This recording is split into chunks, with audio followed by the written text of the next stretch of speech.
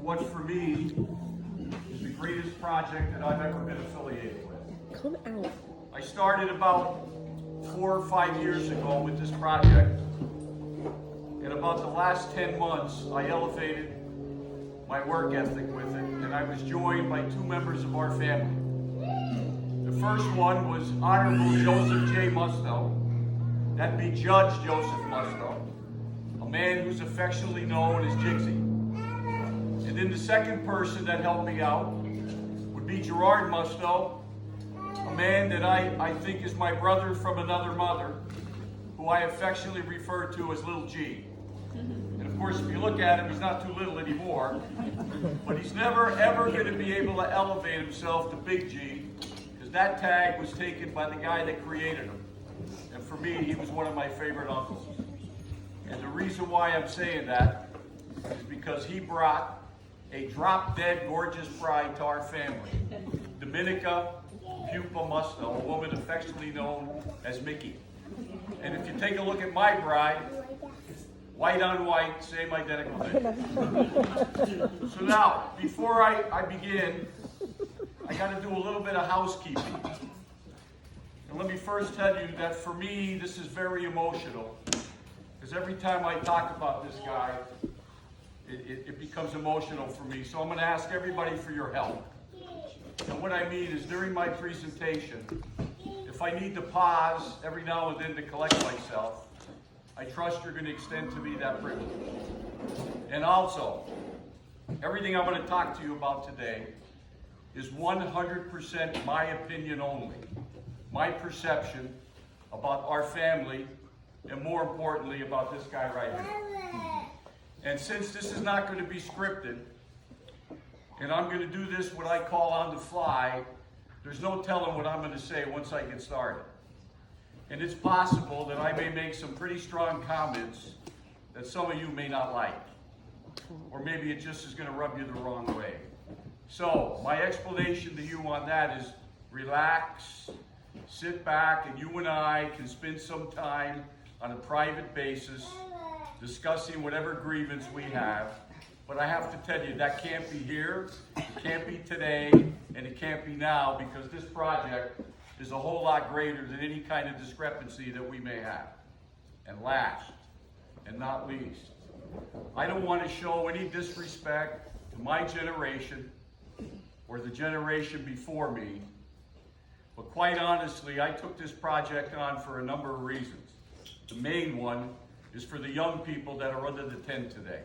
This is really all about you, and in my estimation, we got a whole lot of talent that's in this tent. And my job, personally, is to make sure that you guys become whatever it is that you want to become. And this thing here, I believe, is going to help us. And so, who is James A. Musto Sr.? A man who his bride affectionately referred to him in front of me dozens of occasions as Jimmy Musto. And most of the young people that are in the house, your great-grandfather, you probably don't have any clue about who he is. So let me tell you, when I get done today, you're going to have an understanding of who Jimmy Musto is. And so what I'm going to do is, like my mentors would do with me when I needed to, they'd pull me off to the side and they talk to me like a Dutch uncle. Today, I'm going to talk to you like a Dutch uncle. And so, this guy, who is he? For me, he was, he is, and he will always be the patriarch of our family. And for those of you that may not be familiar, his bride, the incomparable Rose Fruchon Musto, together they created an absolutely outstanding, now let me say tremendous. How about spectacular? You know, right now I'm fishing for that adjective that's going to properly describe their offspring, and I'm not feeling comfortable. So I'm going to tell you that they were special. And as special as each and every one of them was and are, and all of their incredible accomplishments throughout their life, for me, let me make myself perfectly clear.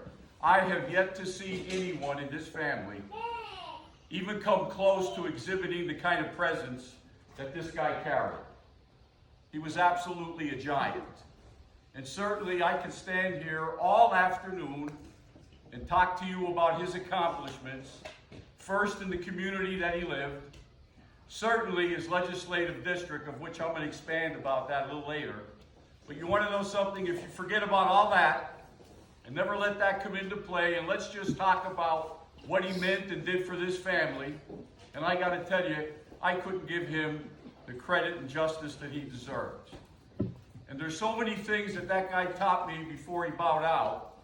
And today I'm going to just, for time's purposes, because my family has an issue when I start to pontificate. They want to get the axe and cut me up. You talk for So quite now, some time. my issue, what I believe in my heart, is this. This guy gave all of us, my generation and the one above me, he gave us an incredible jump start on the journey we're all on. They call it life.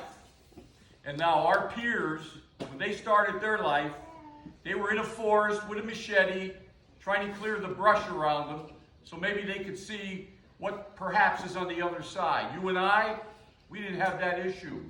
This guy here, he created this incredible road for us to travel on. And I got to tell you, this road was identical to him. It was spotless. There was no cracks. There was no imperfections. There was no lights. Just one beautiful road. And this road can take you and I wherever our heart desires. That's a lot easier than having to go in the forest and figure out what you want to do. But then, the greatest gift that I believe that he gave all of us is we got the magic blood, baby. That blood that's flowing through our veins, I'm telling you, it's magical.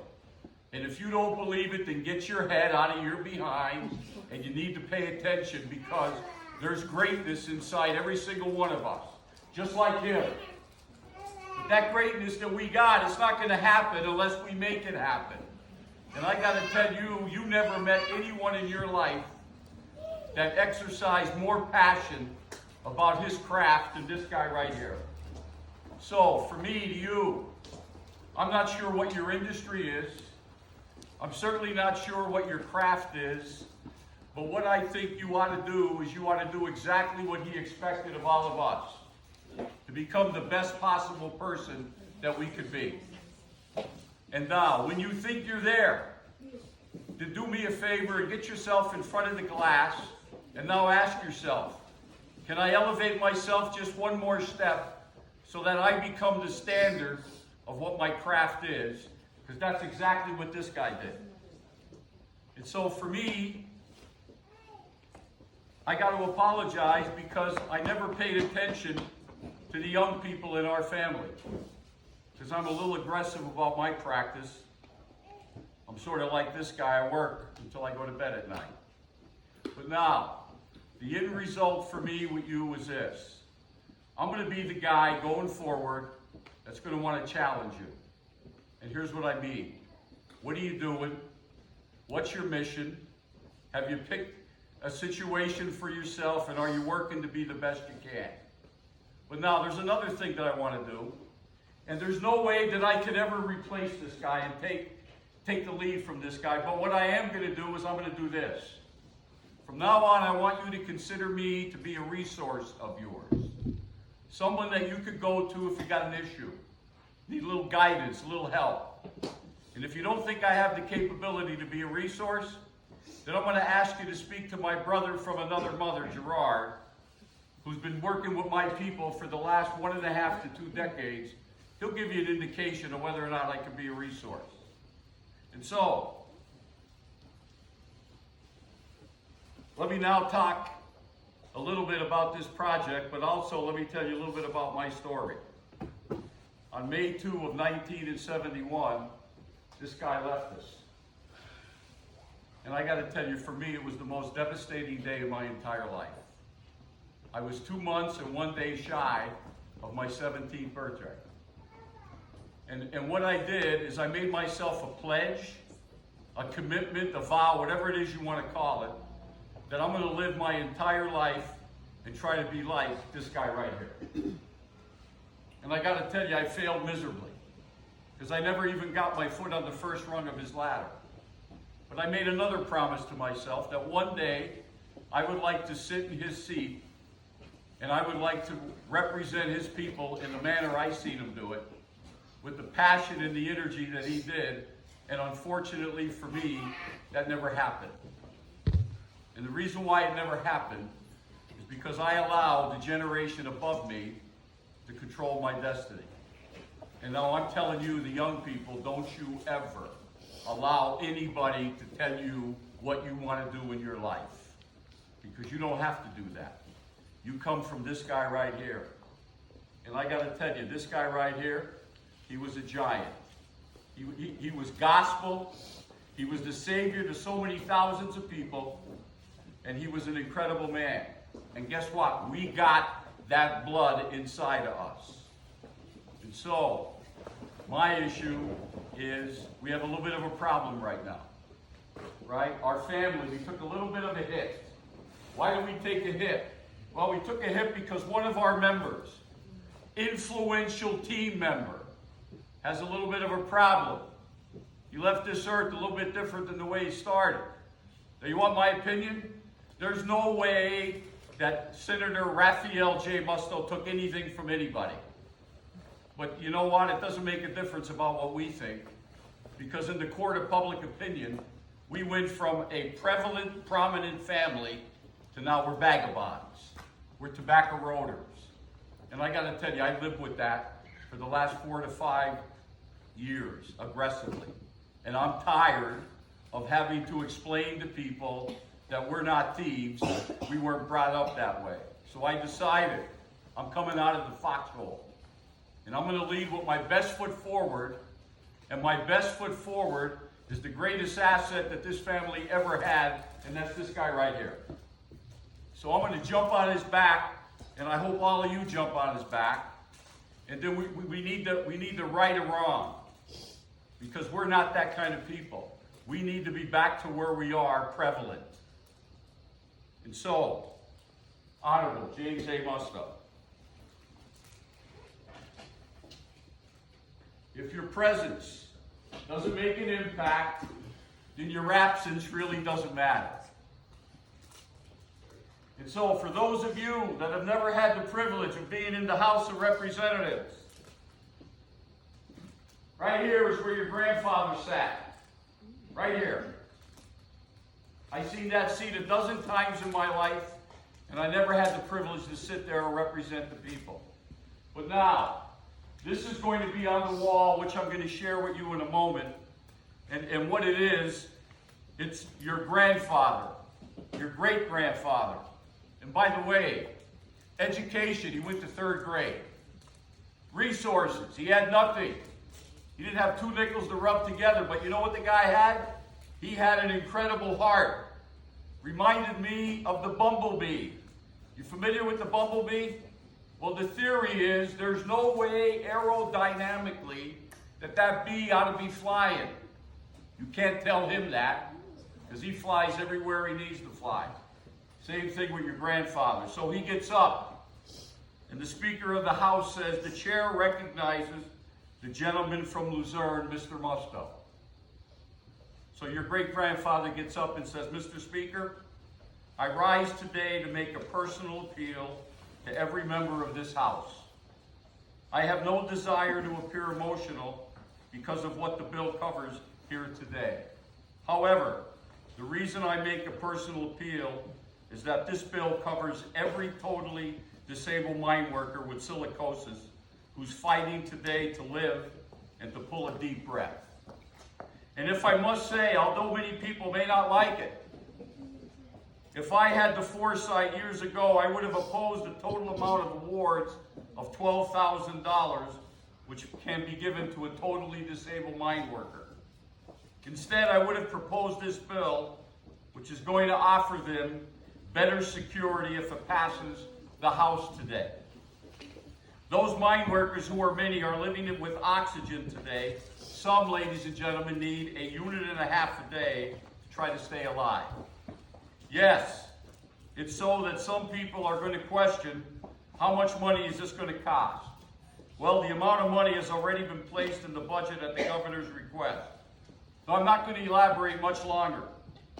I want to try to ask God to try to guide us all, and I want to ask every member of this House on both sides to vote for this bill, which is going to establish something that's so badly needed. And so, I will be satisfied to withdraw my name as primary sponsor if it would help this bill become law, so we can help these poor mine workers for the rest of their days. So with that in mind, I'm going to ask God to be as good to every member of this House and to your families as He's been good to me and my family. And so I ask every member of this House, please consider House Bill 116 favorably. And by the way, it passed. And so, we're going to dedicate a park. We're going to name a park after it. And the name of the park is going to be the Honorable James A. Musto, Greater Pittston Miner and Garment Worker Memorial Park. H, J, A, and M is going to be 6 inches, and all the other letters are going to be 4 inches. Where's it going to be? Right here. If you've seen the Pocket Park that used to be called the Pocket Park, it's now going to be it's going to be his park and his people's park, which is going to be our park. It's going to be right here. This was just completed on Thursday. It's a plinth. On top of this plinth is going to be a 2-inch piece of granite, 24 square inches. This is 20. And on top of it is going to be a bust, which I'm going to show you in a moment. That thing that I just read to you is going to be right here. Bronze 30 by 38 inch bronze Bookman old style lettering is going to be on the wall, and the mayor indicates he's going to have it lit. So now this is the rendition of Mr. Weber on about 3 dozen pictures that I sent to him, and I'll show you the ones he used. And by the way, I want everybody to help me, and let's put our hands together, and let's thank Jenny Saporito for all the help she gave me with pictures.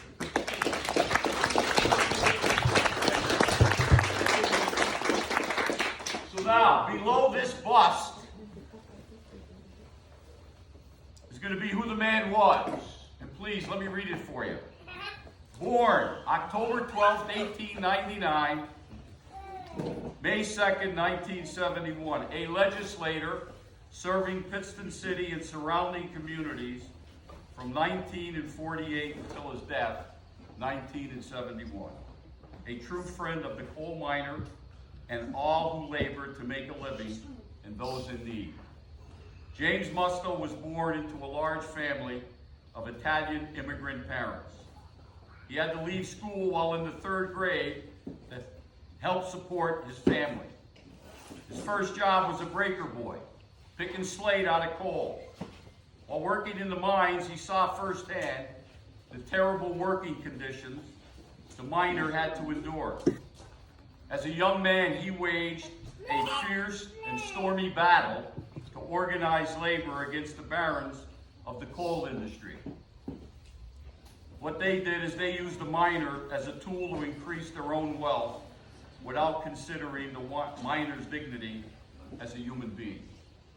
For all his efforts, he was blackballed from working in the mines, became a target of threats on his life.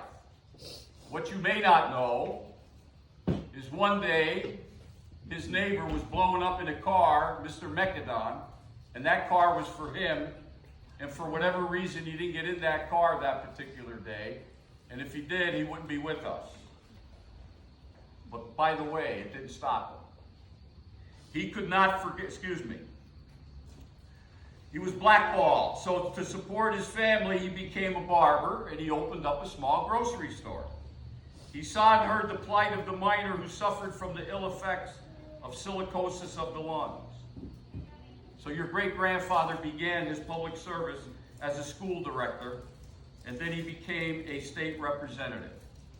He could not forget the horrors the coal miner and his family endured. He labored with faithful determination for passage of pioneer laws which provided needed benefits for those stricken with dreaded miner's asthma, also known as black lung. Governors and legislators followed the lead of the man from the anthracite fields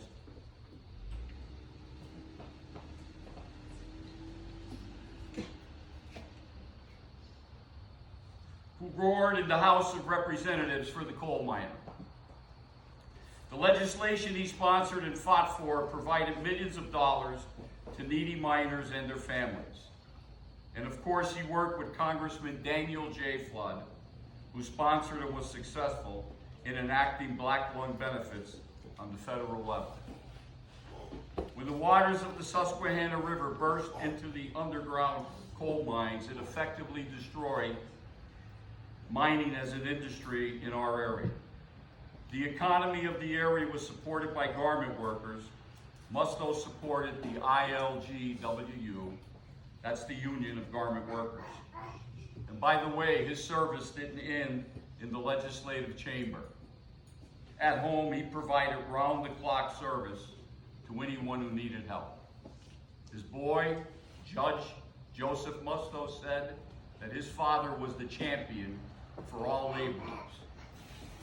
So at the end of this strip, it's going to say, written by his son, the Honorable Joseph J. Musto, endowed by his son and family, Mr. and Mrs. James A. Musto Jr., a man affectionately known as Jimmy Boy.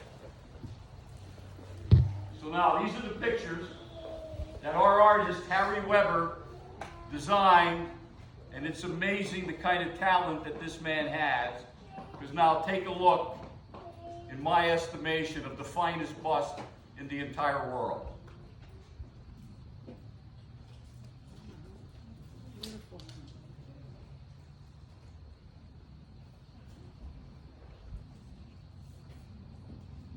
That's our man right there, buddy. And so when I got it, I immediately called up Harry, and I said, Harry, I have an issue. He goes, what is it, Raphael? I said, you have my grandfather naked. Naked? What are you talking about, Raphael? Well, here's what I'm talking about, Harry. I got two people in our entire family that know how to dress. They're not naked. It's imperative that you put a hanky in your pocket. And so, we got a hanky in his pocket. Take a look at it. That's our man. So now they say you die twice. One time when you stop breathing, and the second time a bit later on when somebody says your name for the last time. Written by Banksy. Your man, Jimmy Musto. Now what you don't know, some of you may have been to this event, all right? He has a solarium at the school. It's named after him. But what we've done is we created a project for him. We call it the Patriot Proud Project. And what we do for the people that are the less fortunate, for Thanksgiving, we got about 50 families that we service. We give them the turkey and all the dressing.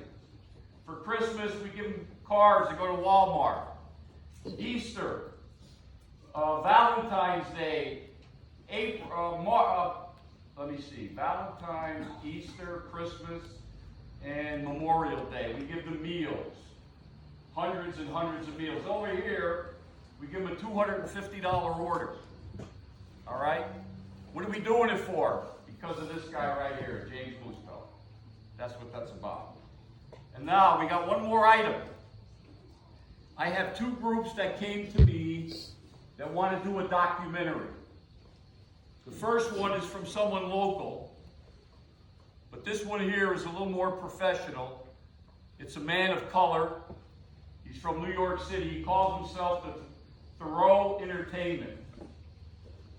So what he wants to do is he wants to do a documentary, a biography in the history about black lung in Pennsylvania. And he wants to be able to talk about it. And it, by the way, if you notice, the greatest picture on this clip is this guy right here.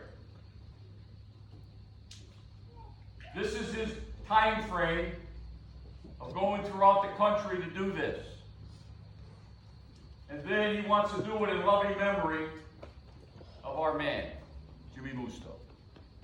And so, in closing, let me just tell you this. I pride myself on being invisible. Most people, they don't really have a clue where I am and what I'm doing, because that's who I am.